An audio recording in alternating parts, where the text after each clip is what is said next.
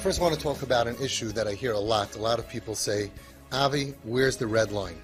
Has to be a red line, right? Everybody everybody assumes that there has to be a red line. So right away, Avi, where's the red line? So first of all, let's understand in a deep way to understand what this concept, what they're really saying. They're saying, when can I kill somebody? When can I throw them out? When can I discard them? When can I give up? That's really what the question is. There has to be, any mahalach has to have a time that you give up on the kid. So first of all, I have an issue with that because so many parents came to me after everybody gave up on their kid. And we've proven that you never give up on a kid because you never have to give up on a kid. Even Yishmael, that Hashem himself said to throw out of the house, did tshuva, and the Medrash says that he's in Shemayim and Gan Eden learning with Avraham Avinu. So even Yishmael, a murderer, a rapist, bad guy, right? Avodah Zarah, really bad guy.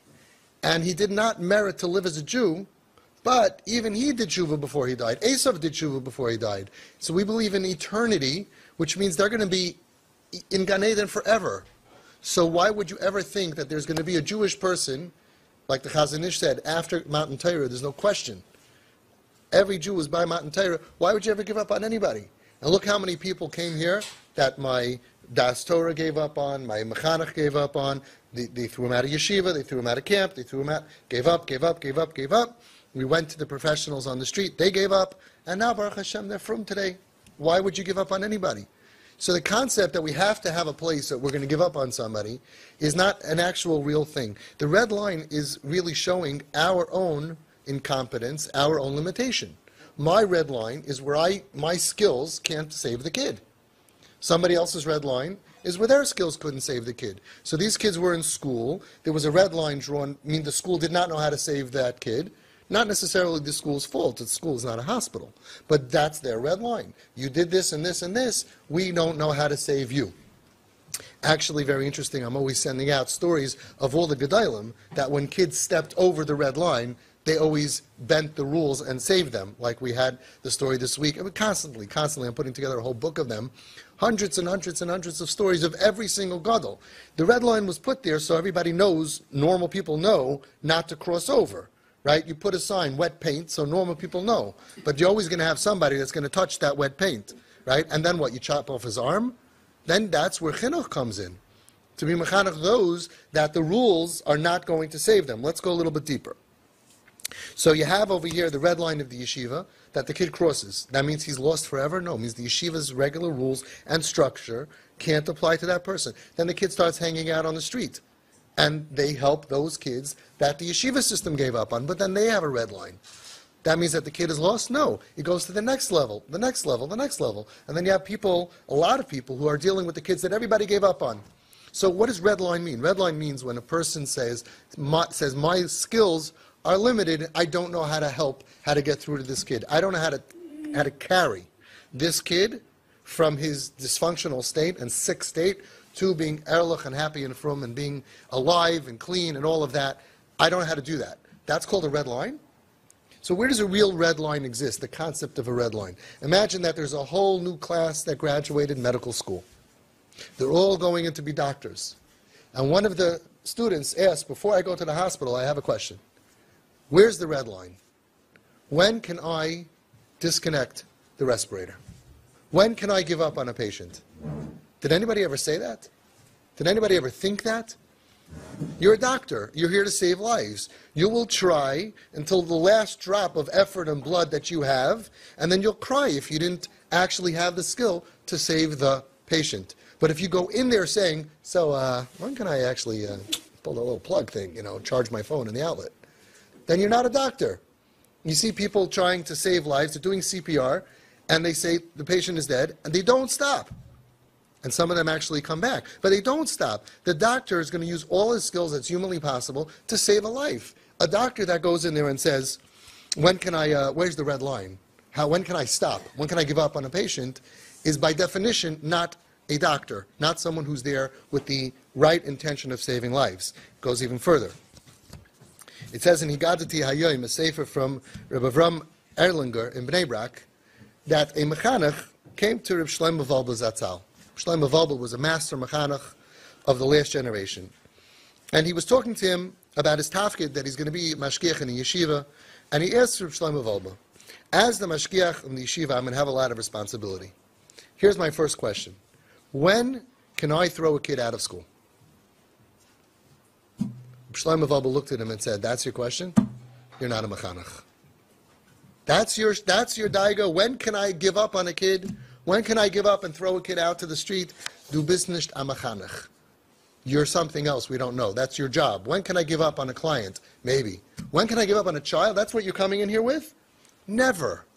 It doesn't mean it's never going to happen because you don't have all the skills of Rav Steinman and the Satmar Rebbe. You may not. You may have limitations, that there are some kids that are going to slip through your fingers. Nebuch. And you'll cry, and you'll fast, and you'll look for all different ways. A Mechanech in Eretz Yisrael told me himself. He has the yeshiva, Keser Torah. And he told me this story. There was a kid in his yeshiva that was struggling. The Rebbe had a lot of trouble with the kid. And one day, the Rebbe finds, in the middle of Shir, in the classroom, right under the desk, the kid is watching a movie. Not a good thing. And he tells the Rosh Yeshiva, enough is enough. You've been forcing me to work with this kid already for a whole year. I tried everything. I've been very patient. Either him or me. We're done. I cannot be teaching while there's a kid watching a movie in class, and obviously this kid is so bad, I can't deal with him, either him or me. So he said, listen, we have Rav Steinman.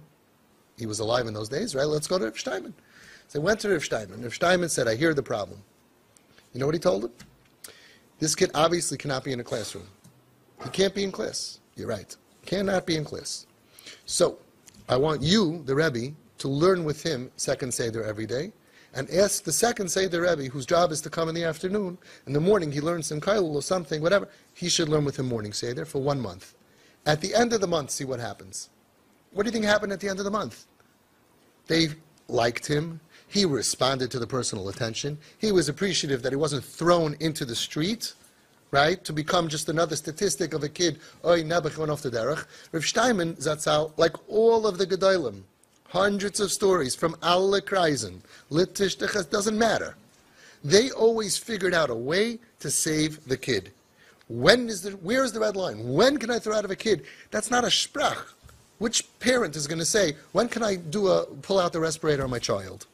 It says in Ish L'Re'eu, also from Rav Shlomo Wolbe, he says that a yeshiva has to check. To be makabel a Talmud into a maisid, you check the Talmud if he's mat'im, if he's fitting for the maisid. Mechanech amiti, makabel es a Talmud al atzmai, loseis oisai b'chol hamatzavim shaloi. A real mechanech, when he's makabel, like Chazon Ish said, you don't have to take every single kid into your maisid. You have a certain kind of style. But once you take him, you can't get rid of him. Says Reb Shlomo Wolbe, a real mechanech, when he takes a Talmud, he's going to carry him through all of his situations. Im kol habayot, all of his problems, v'achul shoys and weaknesses, v'hamashperim shaloi and breakdowns. V'gam im kol hachatoim, shuhu alu lasois.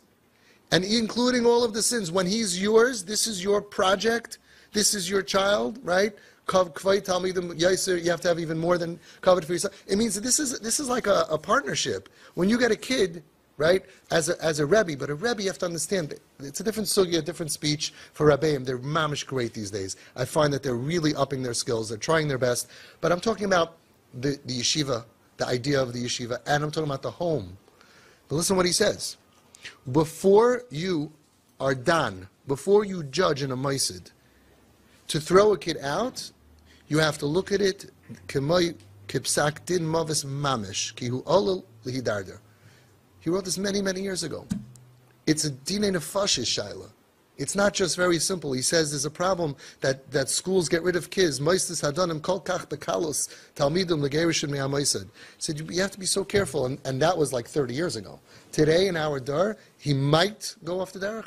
So we have to understand that now we are the life preserver for these kids, and dealing with these kids means that we can't let them slip through our fingers. So it's not when can I get rid of him? When can I get rid of him? Never. Never. You have to hope and pray that you have the skill. And there were so many tzaddikim, like we've said stories of, that if they felt that they could not handle the kid in the school, they would fast. They would have a tightness. So many stories. Then he says, the words of Rabbi Yitzchak Blazer, Zatzal. Just like a ganef, you find somebody who steals. This is a Shulchan Aruch, how to be mechayev him. so too, loy al kol chet magia yelad gerushin. So too, not for every sin does a child get gerushin, divorced from the yeshiva. Mechanach kol ish tzibur chayav liyos rachum v'chanon erech apayim v'rav chesed noisei avoin v'fesha v'chato. That's every single mechanech has to be that. Those are the tools. So the training of a mechanech, and especially of parents, is being a rachum, a chanon, erech apayim. So let's look at Hashem. Let's look at the way Hashem teaches us what He's going to do when we cross the line. Amar Rabbi Yochanan, the Medrash, the Gemara says in Rosh Hashanah. Rabbi Yochanan says, if the Torah didn't tell this to us, we could never say this. This is from, I'm plugging my book, GPS. This is a very big part of GPS. Hashem took like a talis and he was mis'atif. He wrapped himself up like a shliach tzibur. And he showed Moshe the Seder HaTfilah. And he told Moshe a secret. Whenever Klal Yisrael sins, Yasu lefanei kaseder azev ani mochel lehem. I'm telling you, get out of jail card. Whenever they really mess up, right, then this is what you do. He doesn't talk about tshuva. He doesn't talk about tshuva. When Moshe Rabbeinu said, Mecheni na, v'mayin mecheni na mesifrecha, he didn't say about tshuva. He said, you have to forgive them because you have to forgive them. Hashem told Moshe Rabbeinu the secret. Whenever they are going to sin really bad, and you don't know what to do, and you can't fix the problem, this is the secret code. And then he teaches him, Vayavar Hashem upon Vayikra. Hashem, and then there's a line. What's the line called? Anybody knows what the line is called? What? Psikta. That's a psikta? No, psik. Right? A line. It says Hashem, there's a line, and then it says, Hashem ke'el racham achan and erech apayim rav ches. The 13 yud gimel midas rachmim. The 13 attributes of mercy. Now listen to this. Says the Rabbeinu B'chaya, the first time it says Hashem, it says it twice. The first Hashem is etzem v'loy midah. The etzem essence of God is that He is Yud Kei Vav Kei midas rachmim. In other words, that's who He is. There might be times for midas hadin, there might be issues and mishpat and all of that. But what is Hashem be'etzem? He's not a meanie. He's not that tough high school principal running around with a rod. Right? Now think about it, because we're going to apply this to ourselves. What are we be'etzem? Hanhaga, we can have different hanhaga. But what are we be'etzem? We be'etzem have to be like Hashem, v'olachta b'drachav, as we've spoken about. Yud Kei Vav Kei is the etzem of Hashem. He's not neutral, and He has two ways of dealing with us, with rachamim or din. He is be'etzem rachamim. Then there's a line. And then, Hashem Hasheni Midah. That's His character trait of how to deal with us. V'hu midas harachamim, Yud Kei Vav Kei is rachamim, b'loi tshuva, u'v'loi she'ela. This is what the Rabbeinu B'chaya says. Without tshuva and without asking. El ka'av rachamon, like a merciful father, shu merachem al b'noi, who has mercy on his child. V'yadei b'y mashu tzarech, he knows what he needs. V'noisen loi, mibli she'yishol mimenu. A father knows what my kid needs. I'm going to give it to him even if he doesn't have to ask me for it. Even before he asks me. V'chein HaKadosh Baruch Hu yis'ale merachem. Hashem yisbarach merachem hu al harasha afilu b'li tshuva. So now, who needs mercy? Who needs Hashem to have mercy on him? Everyone. The tzaddik, who didn't do any sin, does not need specifically mercy. The people who need the attributes of mercy is everyone, because ein tzaddik ba'aretz sheyasa toiv v'lo yechte. Without sin, right, you can have midas hadin. Right? Who needs mercy? Who needs midas harachamim? The person who sins. So now let's understand. There's a Yud Kei Vav Kei. Who is Hashem? Hashem is rachamim. And then there's a line. Because when we go over the line, that's when Hashem begins to treat us with rachmanas. He starts off with Yud Kei Vav Kei, with rachum, with rachmanus, of mercy, and then he has rachum and chan and erchapayim, as we've spoken about the Yud Gimel Midas Rachmim. All of the Yud Gimel Midas Rachmim is only Hashem dealing with problem kids, with issues, with challenges. When we don't listen to Him, and not listening to Hashem is a lot worse than anything our kids are doing to us. Hashem even gives us the energy, and we sin against Him, as we've spoken about. So here's the beautiful thing. There is a red line. Where's Hashem's red line? I once told somebody a shtickle sharf. He said, so where's the red line? I said, where's your red line? Where do you want the red line to be with Hashem? Don't tell me you never did anything that crossed over the line. Don't tell me you're the Ein Tzadik Ba'aretz Hashiyatza Tov V'Leachta. You're the exception. You're the Tzadik. Where would you like your line to be? Your whole life, everything that we have, is living off of the other side of the line. But for this kid, you have to have a red line? Who said there has to be a red line? Whoever heard of such a thing, that there should be a concept of a red line? A red line is where you personally give up. Right? The teacher who gives marks to a class of kids is marking his ability as a teacher to get the information to each child.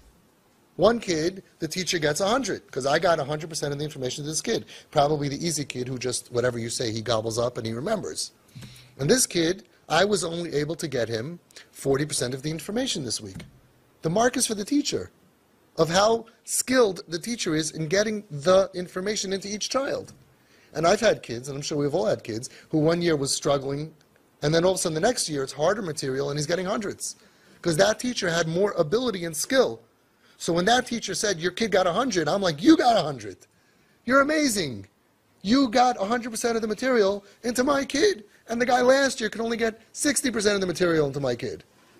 So we're not judging the kids, we're judging the ability of the Rebbe. Because every Rebbe has to realize that if you get into the classroom and you just close your eyes and talk, and everybody listens and you leave, that would be wonderful. But that's not reality. The reality is this one is traumatized, and this one is spacing out, and this one is having trouble at home, and this one didn't sleep at night, and this one, his parents are fighting, and this one doesn't have money. There's problems in the world, and a Rebbe's job is to get the material into every single kid, and it's a very tough job, as I've spoken about. I have utmost respect for the Rebbeim who are doing it. Super, super hard. So there's no red line. Now, in Home Sweet Home, I took kids who everyone had red lines already, like 30 of them. They were thrown out of school. I had one kid, he had a song. He was thrown out of 13 meisters in high school. He did the tour, and he put it into a song. Stitching, Baba, he had like a whole song. See the Shaboy. Right? So he was thrown out of that, and he was thrown out of every 17 different camps. And he was thrown out of his house, and he was thrown out of his car, and he was thrown out of his house, and he was thrown out of his family, and he was thrown out of everything. So he's past the red line of everybody. But that was my entrance.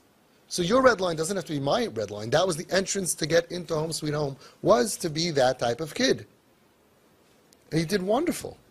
He's such a mensch, he's such a wonderful kid today. So the question was, where's my red line? Now that's tricky, because I felt like Reb Shlomo Wolbe, who said that before you throw your kid out, it's a psak in mavis. I knew that if I throw kids out of Home Sweet Home, for breaking rules, for crossing the line, that's really, at that point, I didn't know where they would go. I could not afford to let any neshama pass through my fingers. But there was a problem. It's going to sound surprising. The kids in Home Sweet Home did not listen to rules. It wasn't a shock. I mean, that was the way to get in. So if you have to have certain rules. We had a lot of rules, but I didn't expect them to listen to it. When they broke the rule, I wasn't angry. I was like happy, because I was going to show him the tikkun for them is, now that you broke the rule, let's talk about it. And that's how I was able to help them. Of course they're going to break the rules. If they could follow rules, they never would have ended up in Home Sweet Home. We don't have to wait for them to be in the bottom of the barrel in Home Sweet Home. We could start that much earlier. When a kid breaks a rule, we could sit down without anger. I've done this every kid, and I'm like, well, not every kid. Some my mamish had it easy with. Some of them mamish responded, it was so good. But most of them were quite challenging. And I would sit down and say, so, and they would be realizing that I'm not angry at them. I'm watching them with their struggle to do what they said they're going to do. It has nothing to do with me. Let them figure, and they're like, yeah, I messed up. Okay, what should we do about it? And they're very reasonable if they're not being attacked. So I'll tell you a story. I've said it in the past, and we'll end with this. In Home Sweet Home, there was no weed around. That was the rule. And in fact, they went clean. Every single kid went clean the day they moved in. Most of them were smoking weed and other stuff, and they would, like, on the porch, on the stairs, flick it, and then they came in. Now, it's true, they're kids, and some of them snuck in behind my back that I didn't know about once in a while, but I didn't care, because they're on a bus to being clean. By the end of the year, nobody went back to the street. Nobody went at the end of the year back to being where they were. So as long as they were sneaking it in once in 3 months behind my back, hoping they don't get caught, I was fine with that. I just didn't want them smoking a full day every single day like they were before. And they went clean without any help. No AA, no 12 steps. There was a group of kids, actually harder for me, that I took in from a rehab and a aftercare rehab that sent me 6 boys, and they were part of AA. I didn't say not to go, so I worked in the program that they can go. But everybody else went clean just with us, just with us. And this kid went ahead and he smoked weed. So I went ahead, I've told the story in the past where I made believe, I'm not going to get into all the details, I made believe like I knew, he thought I knew, I looked at his eyes, right? But the bottom line is that I did a hair follicle test. I took their hair follicles, and I put it in a cup, and I said I'm going to test it.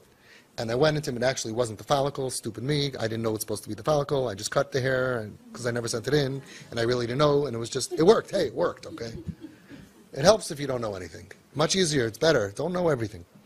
And I went to him when he was in the kitchen on a Friday afternoon. He was there alone. And I went into him and I said, please tell me I'm not going to regret this. And I took out the cup with his name on it, and I turned it over, and I knocked out his hair. And then I took a scissors, and I cut my hair, and I put it in his cup, meaning that the test would be on my hair. And he would show up, hopefully, clean. Okay? You know, like the story, this kid, this boy, he needed a urine test for weed, and he bought some weed, like some urine, off the internet. They sell, or he borrowed it, and the guy came back and said, I have good news and bad news. The good news is you're clean, the bad news is you're pregnant. So you got to be careful whose stuff you take, right? But the idea was, and I looked at him, he was speechless, because I was telling him, I'm putting you ahead of everything. I told him, I'm not going to regret this, and he said no. He just was nodding, like no. And I told him, I have a board. They thought I have a board. Guys, if you're listening, there was no board. I had officially a board. I never even spoke to them. Anyway, so I said, I can get fired for this. How can I get fired for this? I don't know. I said, I can get fired for this. And then I told him, I'm an honest person. He said, yeah, I know. I said, this is not honest. He said, I'm willing to be not honest to save you because I care about you. Am I going to regret this? No. That was a defining moment for this kid. He crossed over the line. When kids cross over the line, that's where everything begins. Kids who don't cross over the line, you don't need talent and skill for that.